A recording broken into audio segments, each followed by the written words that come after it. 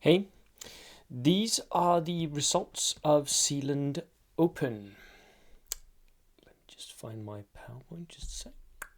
I'm still releasing the recordings of the games. I did manage to record 6 games, including the semi-finals. So that's always interesting. Here we go. Sealand Open, the results. So, the event itself was 4 games of 750 points and 2 games of 1250 points. You could take a single or dual generic reinforced platoon, but you only had one tank selection, and you could only take one vehicle that had 8 plus armor. There were 24 players. We had a few dropouts, so we were down to 24.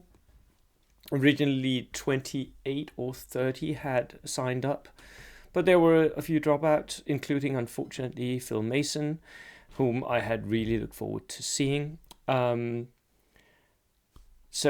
that happened. By the way, the army that you're seeing here was voted best diorama based on that weird scooter thing with the propeller. And it was really nicely painted. It was Christopher's fins. My predictions for the event were that Michael Fear would win, and this was actually a prediction I was predicting that he would win. I had added up the list values of the 750 points and the 1250 points because I knew all the players, with the player ranking, and Michael was way ahead on points. So I was fairly confident that he was going to win,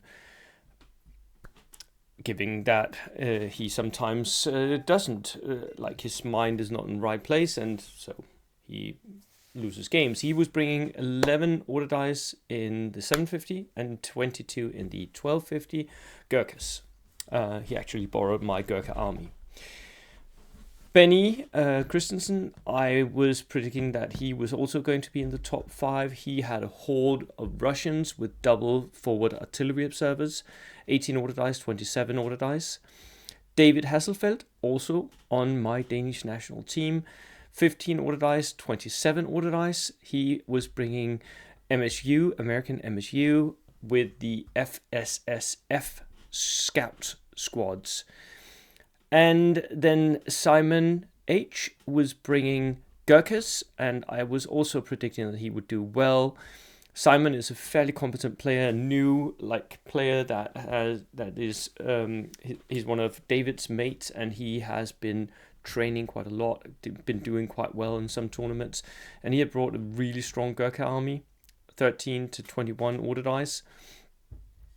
He could also do well. And then I had Jonas Renden, the Swede, who was on the Swedish national team as well. He had 10 and 16 order dice, so a little lower, but it was German multi-rocket launchers and autocannons, which is always kind of good, isn't it? And he's a good player as well.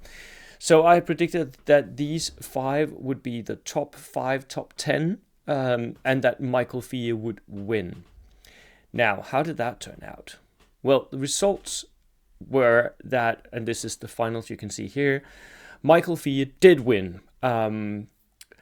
He was up against Christian Lyngvad, which was a little bit of a surprise for me. Christian had brought a British army that had no Gurkhas in it.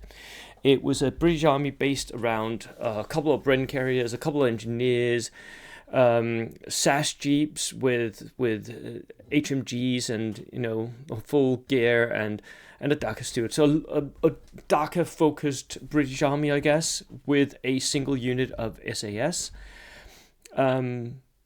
And Christian did really well, ended up winning 2nd place, which was really cool to see that non-Gurkha Brits can do that. Then Benny's Russians took 3rd place. Simon H's Gurkhas took 4th, and David Hasselfeld's Americans took 5th. So I was 80% correct. And it was even top 5, all of it, which was really cool. Lars Andreasen from the Danish international B team he had brought his Italians, assault Italians, and he took 6th. Kent, who has also been abroad and is a tournament player here in Denmark, took 7th with his Soviets. Well done, Kent. Lucas, our resident Polish player, with his Americans, took 8th place. This is the best placement for Lucas as well. Really well done, Lucas. I was rooting for you all through the weekend. Bjarke, the grand old man of Danish bolt action, with his Japanese, took 9th place. He had a mixed army of a little bit bamboo spears and a little bit veterans and a little bit regulars, so a mixed bag, whereas Lucas's Americans were leaning more into the FSSF scouts as well. And then finally, Anders Olsen had brought his Gurkha Brits. He took 10th place.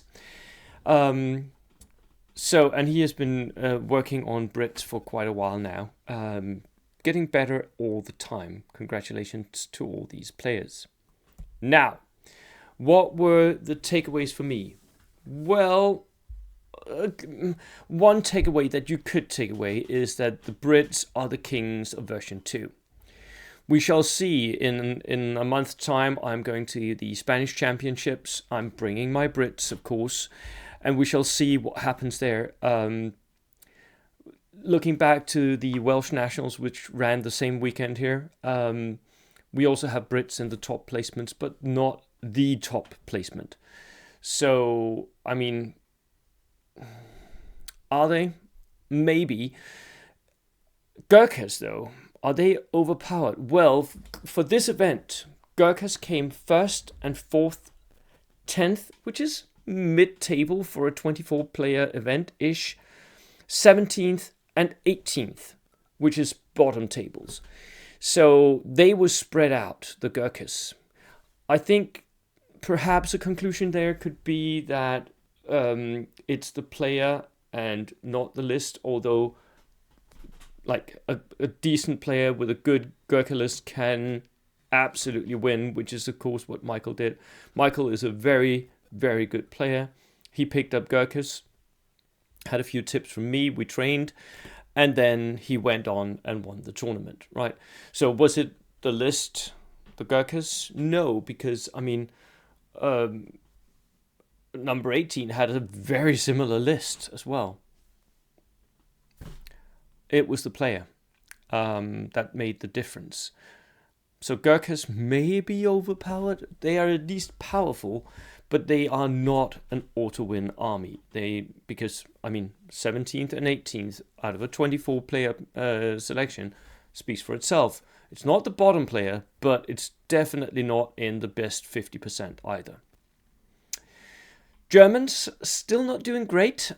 For the longest time, we had Jonathan Martin with his German army at the top tables.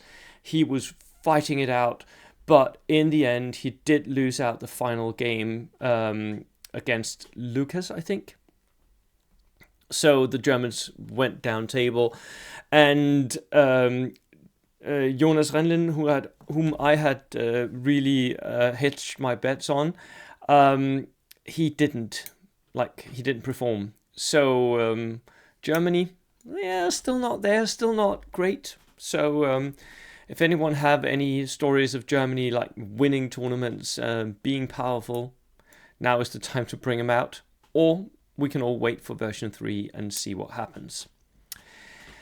It was nice to see alternative builds, though. The MSU were out in force for the Americans, which was really nice. So it wasn't like barbecue Americans or skirmish marine Americans. It was MSU all the way for the American builds. And the Dhaka Shooty Brits, to see those on the podium, also really nice. Which means that good players, if they have a list that is in their playstyle, they can perform. They can really perform. As for order dice, here we still see that high order dice is better than low order dice. The people who had low order dice really did not end up in the top 50%.